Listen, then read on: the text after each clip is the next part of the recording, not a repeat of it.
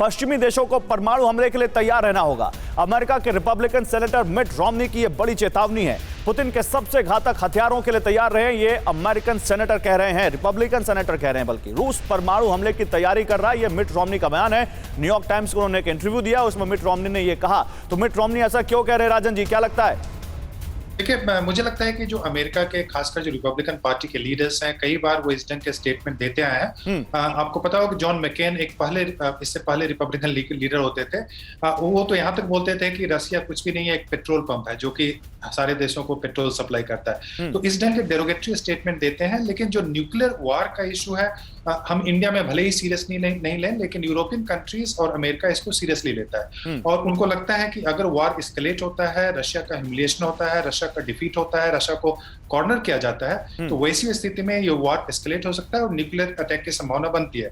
तो वो उसकी तैयारी करते हैं। लेकिन मेरे हिसाब से न्यूक्लियर वार होने की संभावना बिल्कुल जीरो है। ठीक है, क्योंकि रूस को ही पता है, रूस जीत रहा है। वेस्टर्न मीडिया जो भी बताए, एग्जैक्टली ये मैं आप लोगों से सवाल पूछने वाला था कि पुतिन अगर यूक्रेन को एक लैंडलॉक कंट्री में तब्दील करने में कामयाब हो रहे हैं तो उनकी हार कहां है? वो जो चाहते हैं बफर जोन क्रिएट करना, वो तो वो कर रहे हैं। वहां पर क्रीमिया तक एक्सेस पहुंच रहे हैं, एक पूरा कॉरिडोर बना रहे हैं। वो मैं आऊंगा आप लोगों के पास, सर आता हूं, इस पर बात करते हैं। लेकिन एक बड़ी खबर, पुतिन के करीबी विक्टर मेदवेदेव को छुड़ाने के लिए रूस ने एक बड़ा प्लान बनाया है। स्टील प्लांट, अज़ोस्टल स्टील प्लांट से छुड़ाएगा यूक्रेनी सैनिकों के बदले वो एक सौदा कर सकता है। रूस सैनिकों के बदले कर सकता है मेदवेदेव की रिहाई की मांग। पुतिन की छोटी बेटी दरिया के गॉडफादर माने जाते हैं मेदवेदेव।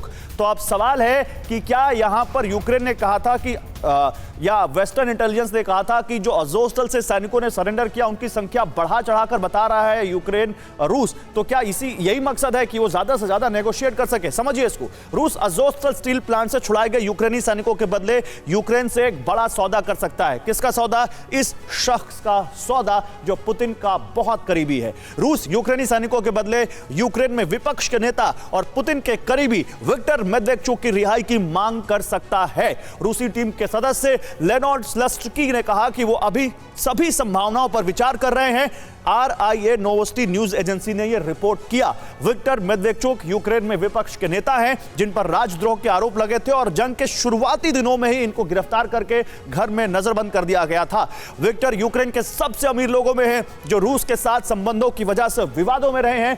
67 साल के विक्टर बिजनेस टाइकून है और पुतिन की सबसे छोटी बेटी दरिया के गॉडफादर माने जाते हैं। खबर है कि रूस स्टील प्लांट से छुड़ाए गए यूक्रेनी सैनिकों की संख्या ज्यादा बता रहा है जिससे वो यूक्रेन से सौदा और ज्यादा कर सके। एम्बेसडर चक्रवर्ती, आपको क्या लगता है ये नेगोशिएशन होगा?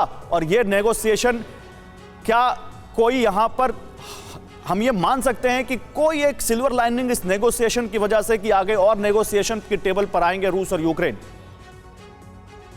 देखिए, युद्ध का तो माहौल है और ज़ेलेंस्की ने फिर भी कहा है, हथियार वो मांग रहे हैं पर फिर भी वो कह रहे हैं कि इसका अल्टीमेट एंड जो है वो डिप्लोमेसी से ही होगा, युद्ध से नहीं होगा।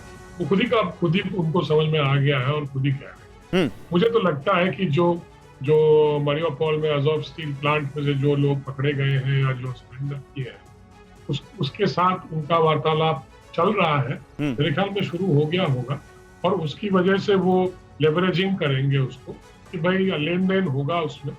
जो कुछ लोग जैसे आप जिनकी बात कर रहे हैं विक्टर की, उनको छुड़ाने की या कोई और होगा, तो ये तो रशिया जरूर कोशिश करेगा, इसमें कोई शक नहीं। तो मुझे तो लगता है कि लेन देन इसमें जरूर हो रहा है। और वो जो अगली बात, एक और बात मैं थोड़ा सा संक्षिप्त में कहूंगा कि जो वॉर एम्स थी रशिया की, वो डायनामिक थी थोड़ी बहुत, क्योंकि शुरू में उन्होंने कुछ और सोचा होगा, पर अब तो क्लियर है कि वो जो लैंड ब्रिज उन्होंने डॉनबास एरिया से क्राइमिया तक and beyond up to Odesa, और जो यूक्रेन को एक लैंडलॉक देश में बदल देना।